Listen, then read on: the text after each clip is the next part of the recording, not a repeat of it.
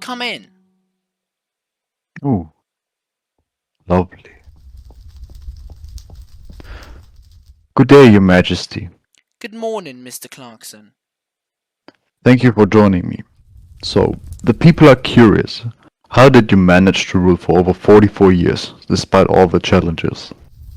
Well, it was no easy task. When I came to the throne in 1558, I was just 25 years old, female, unmarried, and some even questioned my legitimacy. The country was divided by religion, in debt, and at a war with France. That sounds like a heavy burden. How did you take control of such a troubled nation? I used clever politics and surrounded myself with trusted advisers. I rely heavily on the royal court, my privy council, and occasionally the parliament. Okay, then let's start with the royal court. What role did it play? Ah, yes, the court was more than just a palace. It was a mobile center of power. I used it to impress the nobles, control information, and put on grand performances that glorified monarchy. Banquets, dances, masks, all carefully staged. And your famous progress? Why did you travel around the country so often? I called them my royal progresses. They helped me build up relationships with my subjects, especially the nobility. I stayed in their homes, which saved money and reminded them of my power. It was also a way to escape disease ridden in London. Hmm, very strategic. What about the Privy Council? That seems to have been the heart of your government. Indeed, my Privy Council, a small, trusted group of around 19 advisers, men like William Cecil, Walsingham, Dudley, and Hatton.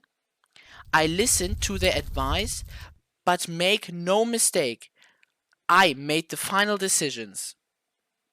So you didn't always take their advice? No, I was not obligated to. I deliberately appointed rivals to keep them divided. If one chancellor disagreed, I could rely on another. I ruled by divide, and rule kept them loyal, yet controlled. Parliament? How did you deal with them? Parliament was a necessary nuisance. I only called it when I needed money, usually to fund wars. I controlled what topics were discussed and could veto anything I disliked. If they got too confident, I reminded them who was the queen. Didn't MPs become bolder during your reign? Yes, especially in the 1590s. Many were better educated and began to argue back, particularly about taxes and religion.